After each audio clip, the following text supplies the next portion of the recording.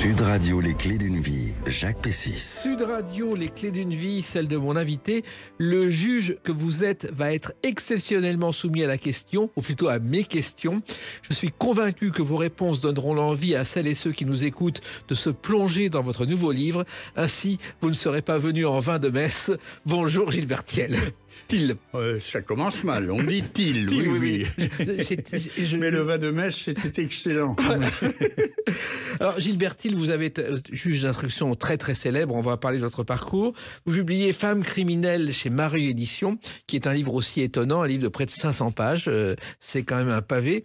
Mais avec l'âge, mon sens de la synthèse s'émousse, et puis que voulez-vous, il y en avait beaucoup, donc malgré la pénurie de papier, j'ai essayé de limiter, mais il y en a quand même pour 475 pages, ce qui est d'ores et déjà un démenti flagrant à toutes celles qui vont prétendre que la violence est genrée et fixée uniquement du côté masculin. Voilà. Malheureusement, la violence est une contingence, je crois qu'on peut le dire comme ça, de la nature humaine et non d'un genre sexué. Voilà, on va en parler justement tout à l'heure, mais là, on ne va pas se faire violence pour évoquer votre parcours à travers des dates clés. Et la première que j'ai trouvée, elle ne vous concerne pas directement, mais elle est importante, c'est le 3 octobre 1984. Écoutez. Alors comment vous avez vécu ce match-là? Parce que ça a mal commencé, hein. Oh, je sais pas comment Metz bat le FC Barcelone par 4-1. 3 buts de Tony Kurbos. Exactement. Tony Kurbos qui vit aujourd'hui à Vence, je crois, qui est importateur de voitures allemandes. C'était un germano-yougoslave. On disait ça comme ça à cette époque-là. C'était avant la tragédie guerrière des années 90 dans les Balkans. Et d'ailleurs, comme en 1984, j'avais perdu ma petite chienne, j'étais chercher un chien à la SPA en octobre 1984 et je l'ai appelé Kurbos. Voilà. Alors il se trouve que ce match, personne ne croyait à cette victoire à tel point qu'il n'y avait pas une caméra de télévision sur le terrain. Alors mais il n'y avait même pas un reporter radio. Les seuls qui avaient exposé quelques deniers pour financer le déplacement de Metz à Barcelone d'un journaliste, c'était une radio locale, puisqu'on est 3 ans après la création des radios locales sous François Mitterrand. Et donc, effectivement, j'écoutais en modulation de fréquence ce reporter. Et comme le FC Metz, j'avais été au match aller à Saint-Symphorien, avait perdu le match aller 4-2, et qu'ils ont pris le premier but de la partie là-bas, au Newcombe, qui était désert, parce qu'il devait y avoir 35 000 spectateurs sur un stade qui en comporte 80 000. Donc, je m'étais dit que c'était très très mal parti. Et puis, comme le meilleur peut parfois arriver, comme le pire, mais là c'était le meilleur, eh bien le FC Metz s'est imposé après prolongation 4 buts à 1, et c'est donc qualifié pour le tour suivant de ce qui était à l'époque la Coupe des villes de foire, une espèce de coupe de l'UEFA. Voilà. Il se trouve que l'équipe de Metz a eu des hauts et des bas dans sa carrière, des titres de vice-champion de France, des descentes en division 2, en division nationale, enfin tout y est passé. Oui, en national une seule fois, contrairement à sa rivale, l'AS Nancy-Lorraine. Donc, mais là, effectivement, on fait un peu l'ascenseur ces derniers temps, comme on l'avait fait dans les années 50 et 60. Après, dans les années 70, 80, jusqu'en 98, avec cette perte du titre de champion de France à égalité de points avec le Football Club de Lens, 1998, l'année de la Coupe du Monde. Eh bien, on a connu des fortunes diverses, comme tous les petits clubs qui ne fonctionnent pas avec la puissance de l'argent et qui fait du football un sport de plus en plus décevant. Oui, et on parle beaucoup football sur Sud Radio, d'ailleurs, juste avant les clés d'une vie à 20h, et je suis sûr que tout ce que vous dites passionne celles et ceux qui aiment le football. D'ailleurs, vous auriez pu être joueur de football, Gilbert Thiel. Je n'avais pas les qualités, donc j'ai choisi un métier où on n'en exigeait pas beaucoup, j'ai fait juge. Et si j'avais couru plus vite, j'aurais pu faire juge de touche, bien évidemment. Évidemment. Alors, il se trouve qu'il y a aussi un boulevard à Metz qui vous a marqué, c'est le boulevard Poincaré, car c'est là où vous voyez l'arrivée ou le départ du Tour de France. Oui, parce que j'étais un grand passionné. Je le suis toujours de cyclisme, malgré les déboires aussi, qui ne datent pas de l'affaire Festina, puisqu'on le savait depuis les frères Pélissier, la célèbre interviews des forçats de la route, que tout ça ne marchait pas forcément à l'eau claire. Mais en 1998 encore, l'affaire Festina m'avait mis un coup. Je m'étais dit, je ne regarderai plus le Tour de France. Et puis, que voulez-vous, les êtres faibles, c'est comme ça. Je ne peux toujours pas m'en empêcher. Alors, je me suis un peu renseigné. Depuis 1947, Gilbert Thiel, il y a eu 15 départs d'étape, 14 arrivées et un départ d'épreuve à Metz. Oui. Et j'allais les voir. D'abord, quand j'étais tout petit, mon papa m'amenait sur le bord de la route. Et après, j'allais sur le boulevard Poincaré où avaient lieu les arrivées et où j'ai vu l'un de mes champions favoris de l'époque, André Darrigade, gagner une étape. Et André Darrigade, qui était pendant des années et des années le recordman du nombre d'étapes remportées sur le Tour de France et qui était à de multiples reprises maillot vert, avant qu'il ne se mette au service de Jacques Anquetil, qui avait plus de qualités et des qualités plus diversifiées que les siennes. Et moi, il faisait partie aussi de mes idoles. Je l'ai rencontré quand il était marchand de journaux à Biarritz et il vit toujours aujourd'hui. Il vit toujours dans les Landes, oui, tout à fait. Et il est en pleine forme. Mais dès que Sud Radio sera décidé enfin à m'inviter chez André Darrigade, je viendrai avec vous. Alors, il se trouve, je me souviens des premiers commentaires... Ou de Mareuil, je précise aussi, mon éditeur peut le faire. Alors, les premiers commentaires en direct, je ne sais pas si vous le savez, pour l'arrivée au Parc des Princes, il y avait Georges Decaune dans un coin de la piste avec une petite télé, il commentait en regardant la télé dans un coin de la piste. Je ne le savais pas. Alors, le cyclisme vous a toujours intéressé, vous aviez songé à être coureur à 16 ans? Oui, j'ai fait beaucoup de cyclisme, mais je n'avais pas les qualités même pour évoluer à un petit niveau. Mais j'ai suivi plusieurs fois des étapes du Tour de France et une année, le producteur de Faites entrer l'accusé m'a fait inviter sur une étape de montagne du Tour de France. Alors c'était merveilleux. On est venu me chercher en avion avec quelques chefs d'entreprise que j'avais cru reconnaître. On est parti en Falcon du Bourget. On s'est posé à Chambéry.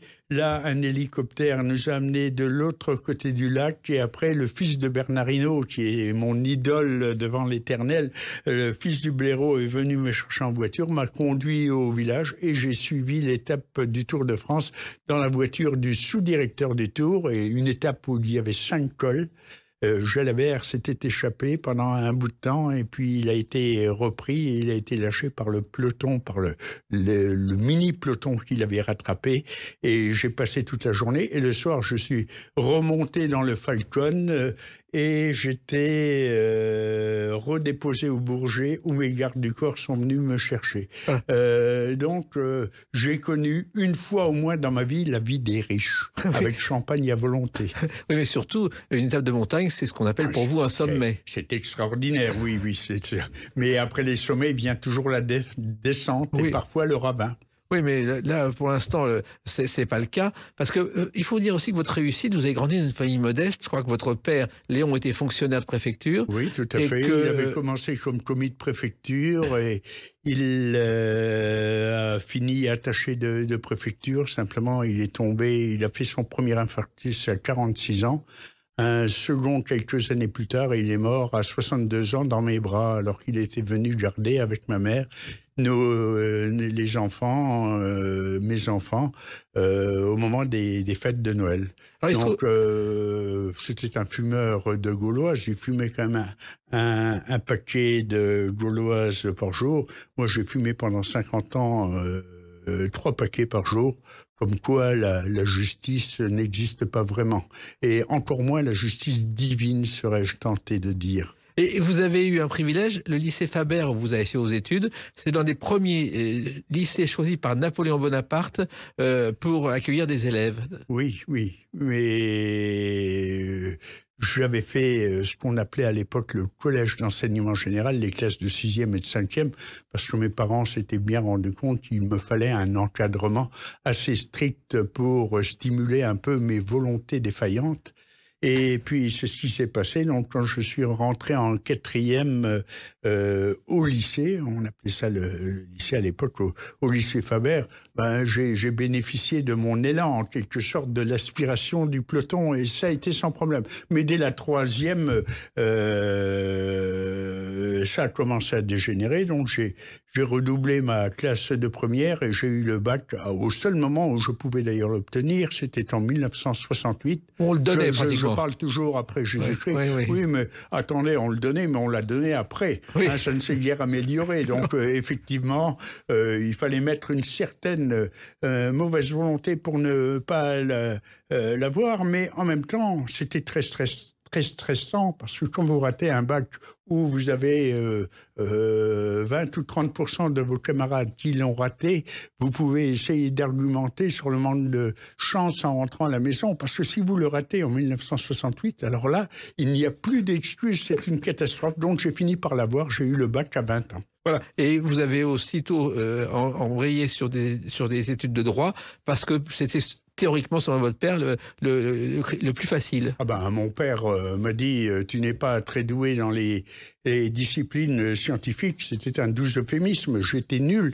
Et puis, comme je n'avais pas de qualité particulière dans le domaine des arts, j'avais quelques dons avec tous les guillemets du monde.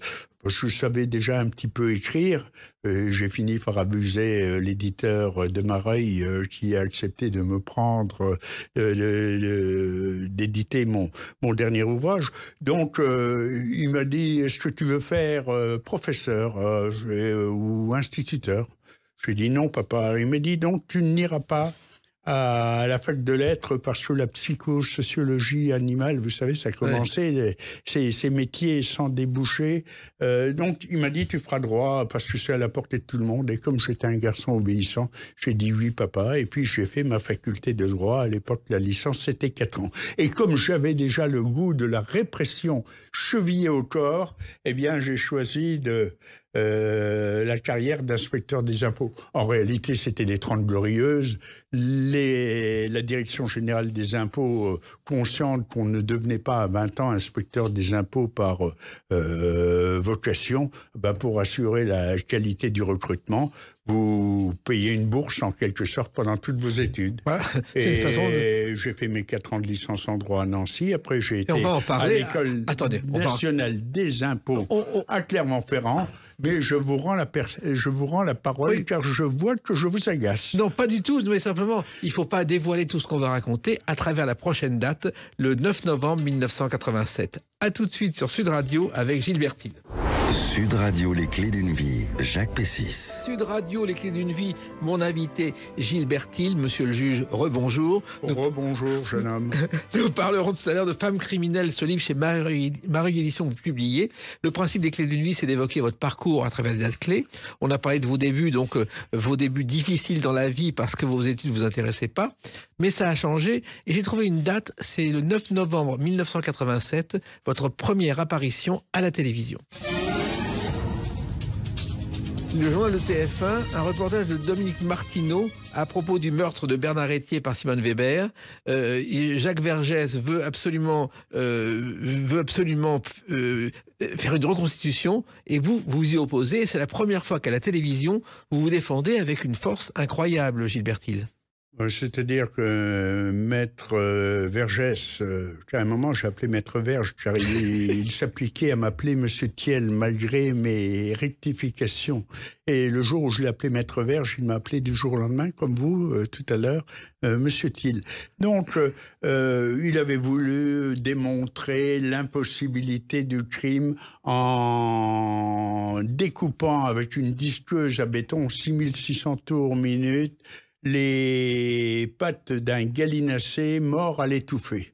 Vous voyez, la justice spectacle, malheureusement, des fois ça existe, mais la défense spectacle, elle l'a largement précédé. Donc tout ça était d'un ridicule confirmé. J'ai fait apposer les scellés sur les lieux présumés du crime que je venais de lever il y a quelques temps auparavant, puisque l'affaire date de juin 1985 avec une inculpation de Simone Weber et de sa sœur Madeleine au mois de novembre de cette année-là. Donc, il a déposé plainte contre moi pour attentat aux libertés, il a déposé une requête en suspicion légitime, enfin des choses pour lesquelles j'ai été habitué par la suite, mais qui n'ont jamais prospéré. Donc, effectivement, on m'a vu à la télévision en ces circonstances, parce que tout cela avait été supérieurement organisé par les avocats pour faire venir les stations de radio et de télé périphériques, et je ne serais pas complet si je ne citais pas France 3 Lorraine et RTL Télévision. Voilà, il se trouve aussi qu'on remarque le sérieux et votre rigueur, et on se dit, avec ce juge-là, on ne doit pas rigoler tous les jours. C'était pas exactement l'idée que je m'étais faite de la fonction de faire rire. Malheureusement, d'autres s'en sont chargés. Alors, il se trouve que cette affaire, vous en parlez dans ce livre Femme criminelle, cette affaire de Simone Weber qui a tué son amant, c'est un des sujets des femmes criminelles. Ça a commencé dans votre bureau à un moment où on est venu vous déranger en plein Tour de France. Oui, tout à fait, parce que j'avais pris l'habitude, je travaillais quand même énormément, hein, je travaillais... je ne sais pas, 12, 13 heures par jour. Donc, pendant la période estivale et pendant la période du Tour, j'amenais ma petite télévision portative, je n'en avais qu'une d'ailleurs, pour regarder l'arrivée de l'étape du Tour de France. Et le jour était ouvert, ça doit être le 8 juillet 1985. Le Tour de France est parti depuis quelques jours déjà de Bretagne, et Bernard Hinault, le blaireau, essaye de conquérir son 5e Tour de France, ce qui le mettrait à égalité avec Jacques Anquetil et Eddy Merckx, oui. Notamment. Et le peloton est dans la montée du col. C'est entre Morzine et Avoriaz. Du pas de Morgin. Et le blaireau s'est échappé avec Lucho Herrera, un des premiers coureurs colombiens qui venait sur le Tour. Et donc, voilà, là, ça se passe, c'est un moment extrêmement tendu. On frappe à ma porte et il y a 2 flics de la sûreté urbaine qui disent « Monsieur le juge, on vous dérange ». Donc je leur dis qu'ils voient bien que je me dérange, qu'ils me dérangent. Et je leur dis quand même « Est-ce que c'est urgent ?» Ils me disent « Non, on repassera tout à l'heure ». Ah ben, j'ai dit « Repassez tout à l'heure ». Et quelques temps plus tard, ils sont revenus m'expliquer qu'ils avaient été saisis d'une recherche depuis le 1er juillet, depuis une semaine avant, d'une recherche dans l'intérêt des familles, donc une procédure administrative suite à la disparition du nommé Bernard Etier, âgé à l'époque de 55 ans, et qu'ils allaient demander l'ouverture d'une information judiciaire. Alors vous savez, tout n'est pas toujours d'une netteté absolue dans le domaine judiciaire. C'est le président du tribunal qui désigne le juge d'instruction en charge, mais en réalité le parquet a une influence grandissante. Et comme les flics m'aimaient bien, et aimaient bien travailler avec moi en tout cas, eh bien ils étaient venus me voir. Donc l'ouverture de l'information judiciaire s'est faite dans ces circonstances-là. Et quelques années plus tard, mais je ne sais pas si vous l'avez déjà prévu, j'ai gagné un concours organisé par le Républicain Lorrain sur la carrière de Bernard Hinault, et c'est Bernard Hinault en personne, himself, qui est venu me remettre un vélo look qui m'a permis de faire la première page du Républicain Lorrain, alors que j'étais à l'époque substitut général au parquet de Metz, et j'ai vu que ma hiérarchie judiciaire appréciait médiocrement mes exploits sportifs à la première page du journal. Mais ça ne fait rien, j'ai le vélo et c'est maintenant un de mes petits-fils qui l'a. Et d'ailleurs, pour les enfants, Bernard Hinault a fait 3 volumes en bande dessinée de sa carrière pour inciter les jeunes à aimer le cyclisme, avec l'espoir qu'un Français gagne un jour le Tour de France. Oui, puisque c'est le dernier vainqueur. Et on ne voit toujours pas à l'horizon qui pourrait, compte tenu d'une concurrence féroce entre les Vingegaard et les Pogačar, qui pourrait interrompre cette funeste série. Parce que j'ai connu, bien sûr, l'époque du cyclisme non mondialisé, où les Français gagnaient au moins 3 Tours de France sur 5. C'est fini, cette époque. C'est fini. Alors, dans ce livre, justement, Femmes criminelles, vous évoquez l'affaire Simone Weber en lui donnant un sous-titre qui correspond à une chanson. N'avoue jamais, jamais, jamais, jamais, jamais, chanson de Guy Mardel, qui a fait l'Eurovision en 65. Il a fini 3e. La première était France Gall avec Poupée de cire, Poupée de son. Et aujourd'hui... Je préférais France Gall à Guy Mardel, surtout que Guy Mardel avait été avocat auparavant. Donc il est rabbin aujourd'hui. Il est rabbin. En Israël, il s'appelle Mordechai El-Koubi. Ah ben ça, je l'ignorais complètement. Mais je me demande si c'est pas une chanson de 1964. Soit 64-65, c'est exactement ça. Et Françoise Dorin l'a écrite, c'était une de ses premières chansons.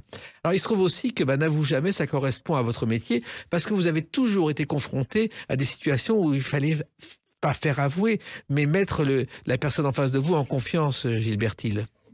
C'est un peu le jeu du chat et de la souris. Il y en a un qui a passé le concours de chat, c'était moi, et puis l'autre, c'était la souris, et pas du tout au sens sexué du terme. Quand vous avez quelqu'un, vous êtes là pour l'interroger. Donc la relation, quelle que soit sa durée, est toujours une relation faussée entre un interrogateur qui cherche à savoir la vérité et l'interrogé, qui elle la sait, mais ne veut pas forcément la révéler. Donc, c'est pas le monde des bisounours, c'est une épreuve, c'est une espèce de psychodrame qui se noue entre celui qui interroge et celui ou celle qui est interrogée. Et vous êtes devenu juge d'instruction après avoir passé le concours de l'école de la magistrature. C'était une idée, une vocation finalement. Non, c'était un hasard, puisque je crois l'avoir dit, j'ai été inspecteur des impôts. Oui. Après ma sortie de l'École nationale des impôts à Clermont-Ferrand, j'ai été inspecteur des impôts à Argenteuil, et puis je me suis dit que je ne ferais peut-être pas ça toute ma vie. Donc, j'ai passé ensuite le pré-concours de l'École nationale d'administration, de l'ENA, je l'ai eu. Donc, pendant une année, j'ai été payé une nouvelle fois, c'était ça les 30 Glorieuses. J'ai été payé pendant une année pour préparer le concours de l'École nationale d'administration. Je croyais encore à l'époque que j'étais intelligent, mais heureusement, je ne l'étais pas, donc j'ai raté ce concours. Et comme on passe toujours un second concours, puisque j'étais fonctionnaire détaché quand même, le deuxième concours, il y a un soir un magistrat qui est venu au centre de formation professionnelle qui est venu dire devenez magistrat, c'est intéressant, on est bien payé, on est indépendant. Seuls les cons l'ont cru et j'étais tête de gondole, donc j'ai passé comme deuxième concours, le concours de l'École nationale de la magistrature. Et donc, j'ai eu celui-ci. Et comme j'avais fait du droit civil à la faculté de droit, du droit financier à l'École des impôts, du droit administratif pour préparer l'ENA, je me suis dit, maintenant, je vais faire du droit pénal. Donc, vous voyez que tout ça est assez loin de la vocation.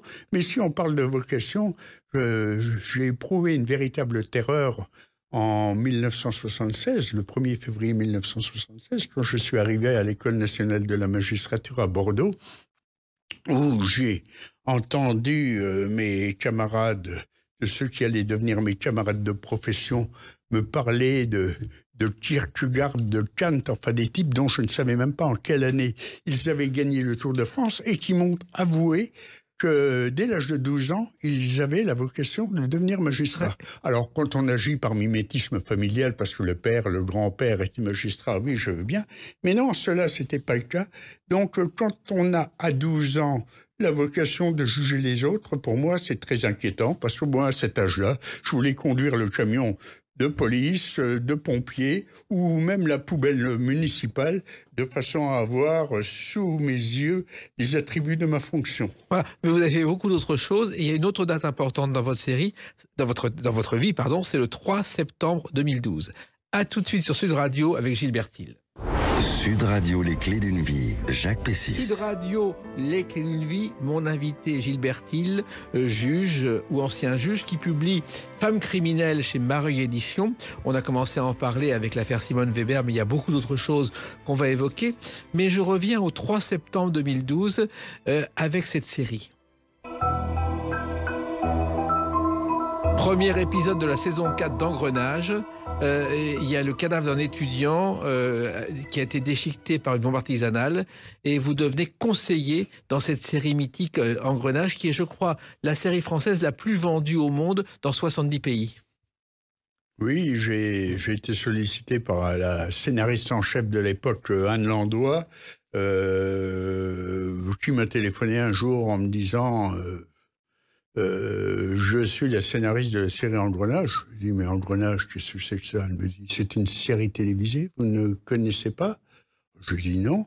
Elle dit, ça passe sur Canal+. Je dis, si vous croyez que mes émoluments de premier juge d'instruction à Paris me permettent de m'abonner à une chaîne à péage, vous vous trompez. Et donc, on a sympathisé, on a déjeuné une fois ensemble et elle voulait avoir quelques renseignements sur le sort qui allait être réservé à Philippe Duclos, le juge Roban, et savoir comment ça se passait. Alors, comme je passais pour avoir eu dans ma carrière où ce qui en tient lieu quelques relations difficiles et parfois électrique avec ma hiérarchie, je lui ai expliqué tout ça.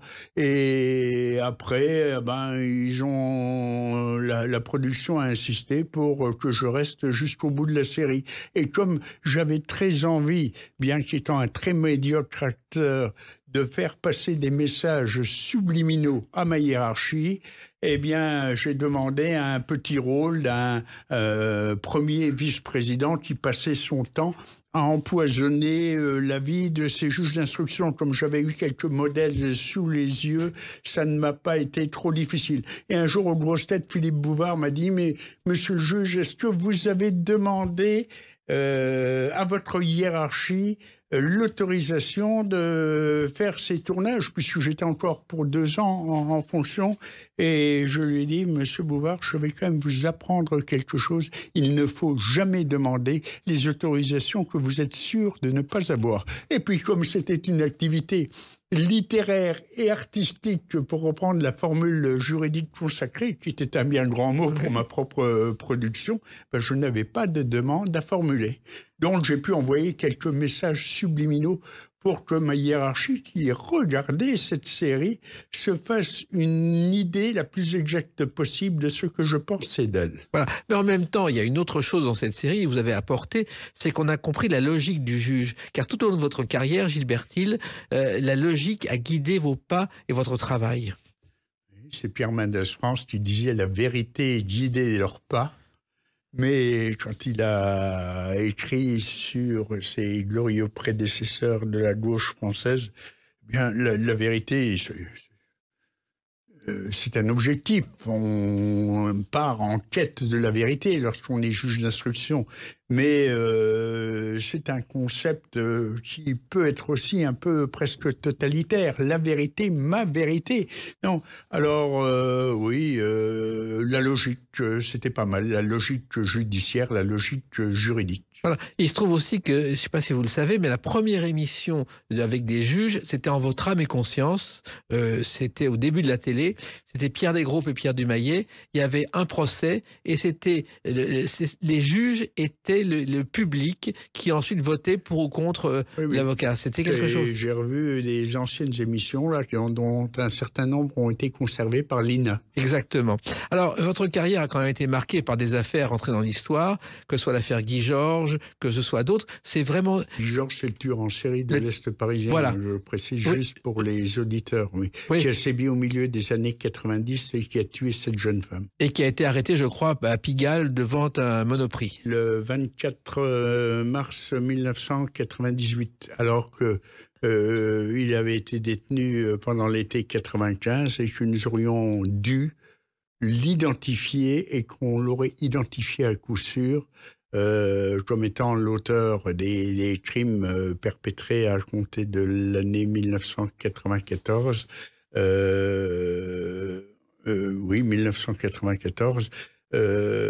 Si on avait pu disposer d'un fichier automatisé des empreintes génétiques. Mais là encore, à l'Assemblée nationale, on se collait des horions au nom des grands principes et on ne mettait pas en place les outils qui sont nécessaires à la justice pénale pour essayer d'identifier et de mettre hors d'état de nuire les tueurs, les assassins, les criminels, les délinquants, étant précisé qu'un tueur en série ne s'arrête jamais spontanément de lui-même. Donc c'est une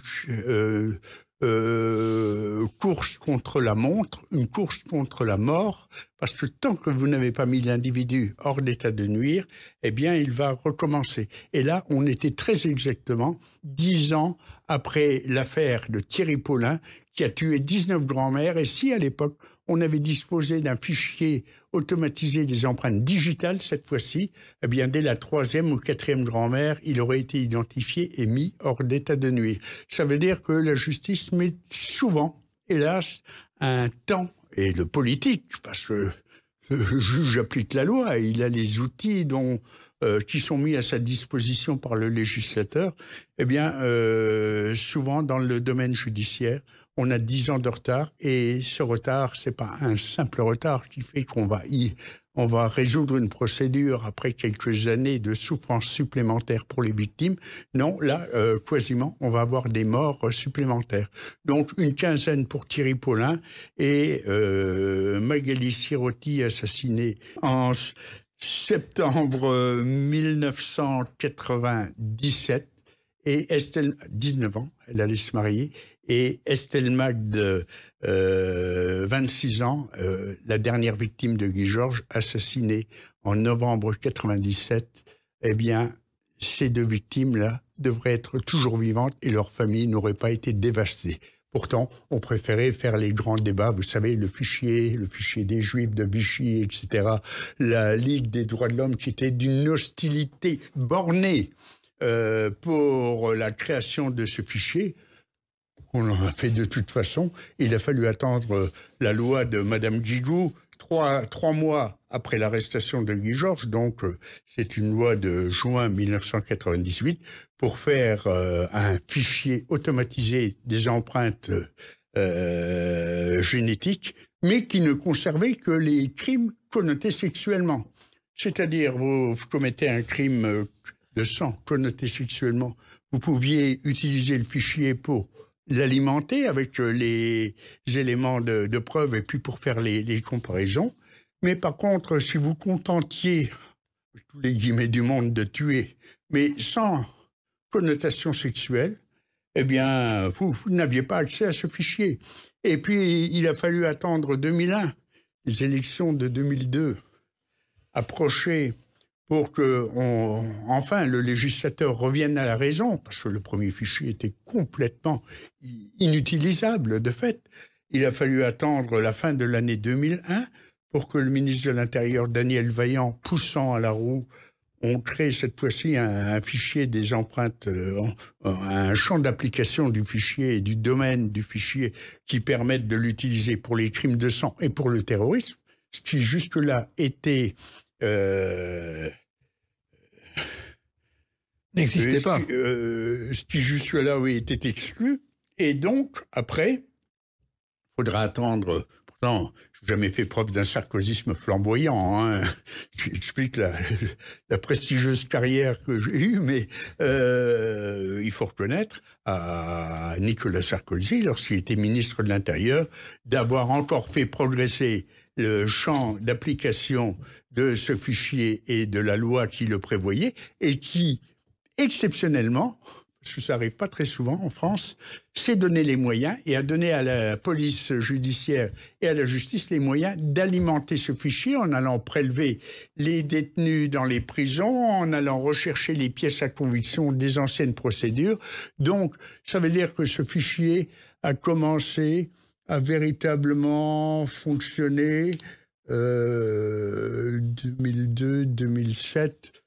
Il a dû commencer à fonctionner véritablement en 2008. 1995-2008. Vous faites le calcul du nombre d'années qui se sont écoulées.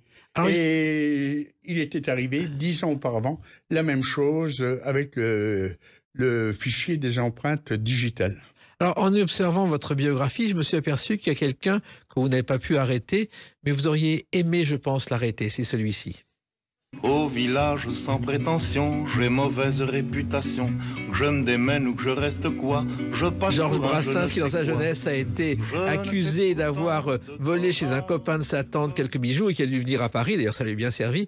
Mais ça, il fait aussi partie de vos idoles. Ah oui, c'est d'une poésie rare, d'une humanité rare. J'étais le voir chanter à Clermont-Ferrand. On voyait dans son œil toute la bonté humaine. Et à propos de ces petits errements de jeunesse, tous ceux qui prônent une répression absolue dès le premier fait feraient bien d'y réfléchir un petit peu. Et puis surtout, il a fait une très belle chanson sur son père qui vient le chercher au commissariat avec les pères de ses deux autres copains qui avaient été arrêtés avec lui.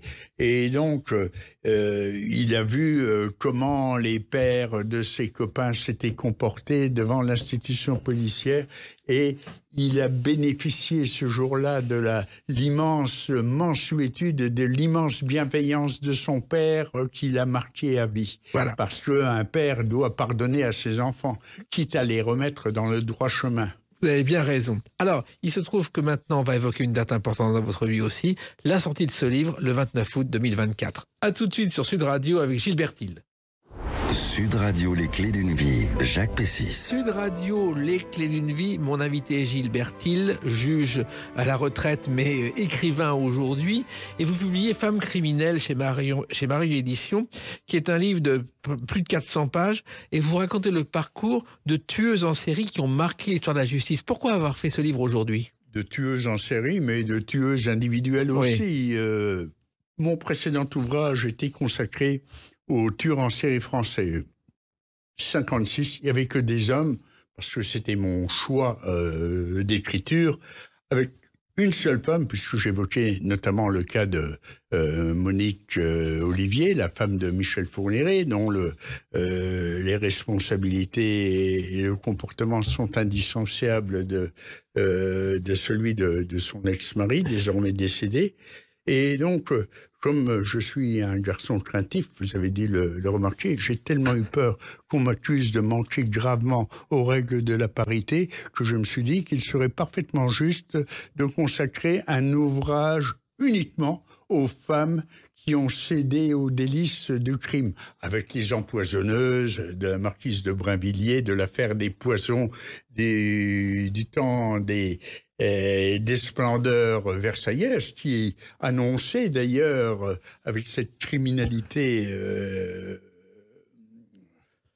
en pente pas très douce, Oui. qui montait vers les sommets, une forme de décadence déjà de l'ancien régime, mais on ferait peut-être bien d'y penser aujourd'hui dans d'autres circonstances. Et puis des tas d'autres femmes, alors des criminels en série comme Hélène Gégado, qui était une bonne de curé, qui a dû empoisonner entre 60 et 80 personnes. C'était l'époque où les empoisonnements à l'arsenic présentaient pour leurs victimes les mêmes symptômes que les malades du choléra. Ouais, Donc il y ça avait connaît. un chiffre noir D'ailleurs, pendant tout le 19e siècle. Cette femme a donné l'idée à Jean Genet d'écrire sa première pièce qui était Les Bonnes. Oui, oui, oui. Et il y a eu Chabrol ensuite qui a fait des films autour. Ça a donné plein parce que ces tueuses en série donnent toujours plein Et puis d'idées. Chabrol a écrit aussi sur les sœurs Papin. Oui. Vous savez, ces deux sœurs là qui avaient nucléé leur patronne et la fille de leur patronne à main nue.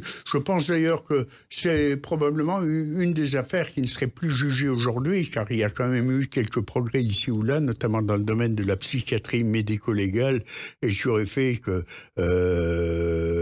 Léa Papin et Christine Papin, en tout cas pour l'aîné, n'auraient pas été jugés. Et puis il y en a eu des tas d'autres. Il y a eu des gens, des femmes qui ont été motivés par la cupidité à travers les systèmes d'assurance vie, etc. Ah, vous avez des empoisonneuses, vous avez des éborgneuses, je viens de les évoquer, vous avez des déchiqueteuses, vous savez, celles qui découpent leurs anciens chéris en tout petits morceaux pour aller les jeter aux quatre coins de la campagne, avec l'une d'entre elles qui découpé son ex en 87 morceaux et les a jetés depuis le viaduc de Savigny-sur-Orge sur les chemins de fer.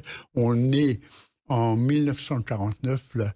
Eh bien, la police, sans ordinateur, sans rien, va établir que tous les trains qui sont arrivés à La Rochelle, à Bordeaux, à Rennes, etc., avec des morceaux de chair humaine sur les wagons, eh bien, étaient passés sous le viaduc de Savigny-sur-Orge. Alors, il se trouve que... Amélie Rabillou, oui. elle s'appelait, eh bien, sera arrêtée et sera condamnée. Donc, il y a aussi, à travers l'imagination meurtrière et criminelle de certaines de ces dames, la mise en valeur d'un travail policier qui, par moments, est absolument extraordinaire. Oui, mais il y a aussi un travail extraordinaire de votre part, car toutes ces tueuses, vous racontez en détail le travail, la vie de chacune de ces tueuses jusqu'au bout, avec une précision diabolique, la précision d'un romancier du vécu. J'ai l'impression que j'étais à côté d'elle. Je dément complètement cette allégation.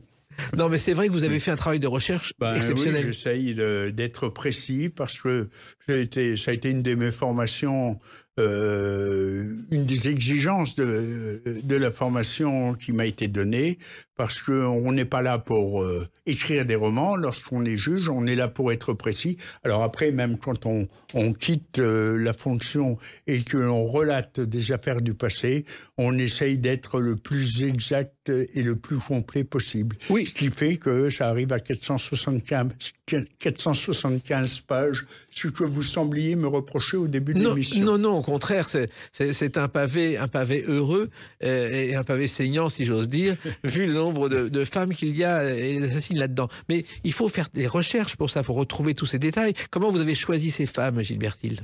Eh bien, d'abord, il y a un certain nombre de cas que j'ai traités moi-même. Vous avez cité Simone Weber, il y en a une autre affaire, une de celles qui m'a le plus marqué dans ma carrière professionnelle. Il s'agit de l'affaire de Laurence Bailly qui a fait brûler ses 2 enfants dans leur chambre en répandant de l'essence et je me souviens lorsque je l'ai conduite sur la scène de crime, un peu comme un cheval refuserait l'obstacle, elle ne voulait plus rentrer et j'ai carrément dû la pousser devant ses avocats pour qu'elle me montre l'endroit exact où elle avait jeté l'essence, parce que moi je savais que par l'expertise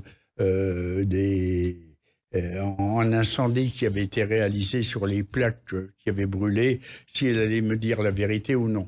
Et ce fut également la vérité. Mais quand vous êtes dans ces situations-là, vous n'apprenez pas ça dans les écoles. C'est tellement violent psychologiquement comme scène, et pour l'auteur, mais pour tous ceux qui sont là autour.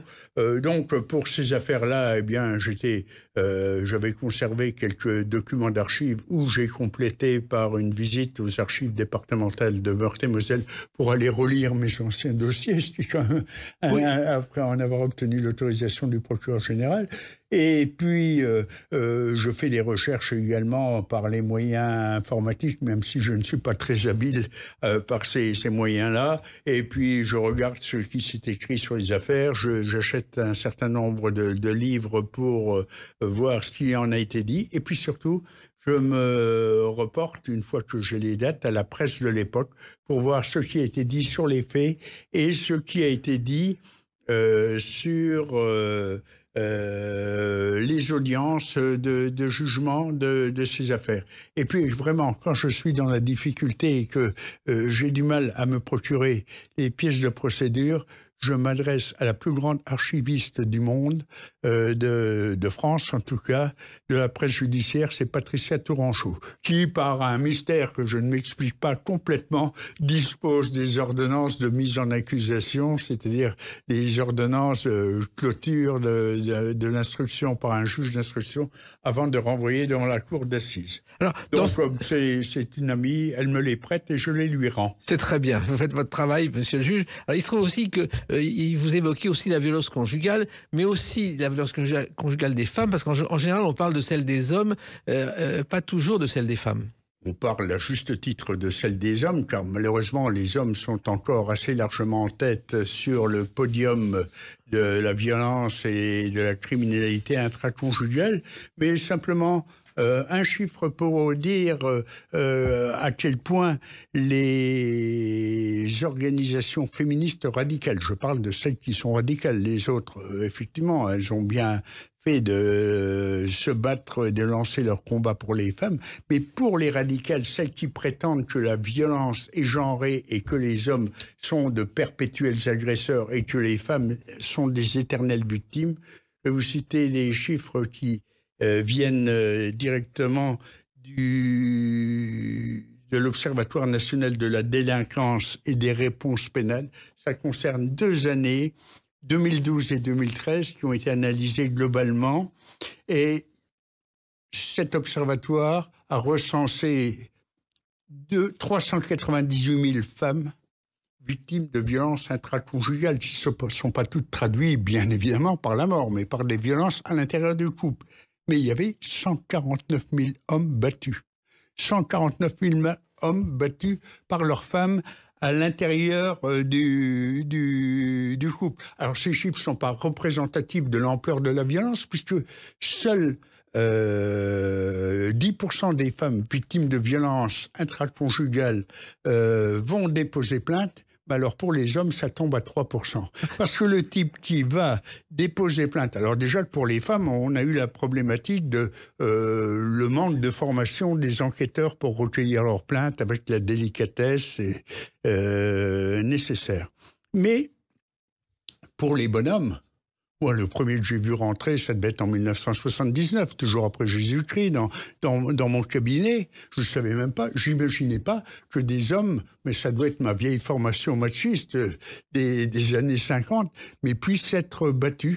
Il y en a eu, et d'ailleurs, il y a eu une association qui a été créée, SOS Hommes Battus, en 2009, elle a mis la clé sous la porte parce que, bon, il n'y a plus personne qui allait, parce que ça déclenchait l'hilarité générale dans les commissariats et dans la gendarmerie. Et vous connaissez les chansons, quand un gendarmerie dans la gendarmerie, tous les gendarmeries dans la gendarmerie. Oui. Et moi, je me souviens de Jacques Vesside, rédacteur en chef de l'Almanach Vermeau. Dans les 70-80, il avait fondé une première association car il avait été battu par sa femme et il habitait dans un studio tout seul au-dessus de chez Michou et il a défendu cette association sans pouvoir avancer non plus. Et le docteur Zaguri, dans un ouvrage qui était intitulé « La barbarie des hommes ordinaires », a dit que, franchement, la définition même du concept de féminicide écrasait tous les autres motifs de passage à l'acte, donc c'était quelque chose qui était assez nocif. Et puis surtout, les organisations féministes radicales contestent, enfin passent sous silence, mettent la poussière sous le tapis, parce que les violences au sein des couples homosexuels de femmes, et d'hommes d'ailleurs, sont particulièrement rudes. Et il y a une journaliste de Libération qui s'appelait Ondine Millot, qui a relaté en 2013 dans un roman l'histoire de 2 femmes qui s'étaient massacrées à l'intérieur de leur couple. En tout cas, vous connaissez ces histoires par cœur. Elles sont dans ce livre « Femmes criminelles » qui a plus de 495 pages. Je m'en félicite parce qu'au moins, on a de la lecture pour les longues soirées d'hiver. Mais surtout, vous avez un avenir de romancier. Pour le feu dans la cheminée. Oui, exactement. Oui. Et vous avez un avenir de romancier extraordinaire. Et vous allez faire d'autres livres, Gilbert Thiel. Il y en a d'autres qui sont sous presse maintenant. Les clés sont entre les mains de M. Louis de Mareuil. Eh bien, écoutez, en tout cas, je recommande Femmes criminelles chez Mareuil Éditions. Et je vous fais une proposition. Vous avez tellement de choses à raconter que vous revenez dans les clés d'une vie pour le prochain livre. Je le jure, Monsieur le Président. Je l'accepte. Je vous remercie, Monsieur le juge.